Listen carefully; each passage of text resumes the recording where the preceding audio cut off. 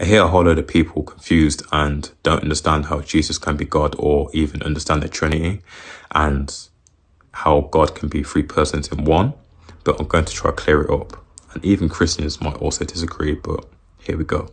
God is spirit, and that's final. He's one. And so we start at the beginning. Because Adam sinned, the body is contaminated. The body came from the dirt, which means we all come from Adam, which means we are all contaminated. So God had to use Mary, the Virgin, to bring forth Jesus. That means the body that Jesus was in was not contaminated. It was sinless, and he grew up sinless.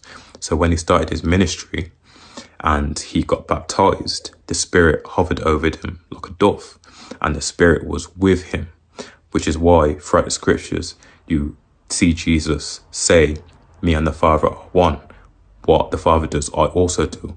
But the body is the Son because it's made, it's flesh. You also see through the scriptures how Jesus is doing miracles, and he's doing it to show the glory of the Father, but he's also doing it through the power of the Holy Spirit, God. And that's not saying that the body is God, which people believe. That's not what Christians are saying.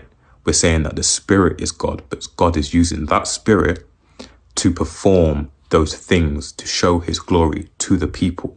Jesus is the image of the invisible God. So what Jesus did is basically showing the character of God and showing God's glory to you so you can believe. Now here's why the body is important. It's because he was sinless. He was a perfect example to get to heaven, to be with God. And that's why he is the only way to the Father, because he has the perfect body. He has already gone through life and he's already resurrected and gone back. So he's the only one that knows the way. Now for the Holy Spirit, which is God. The Spirit enabled Jesus to remain sinless, to remain obedient, and to remain on purpose. So when he died and rose again, it basically planted a seed. So then we can have access to the same power Jesus had.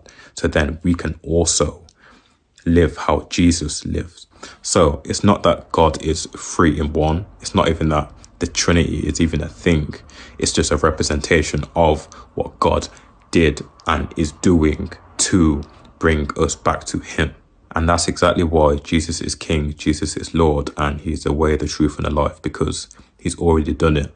All the pain that you're suffering, he's already gone through it, and he went through it for you. That body that did no sin, that did no wrong, took on everyone's faults, everyone's sins, just so you can have another chance to get back to him.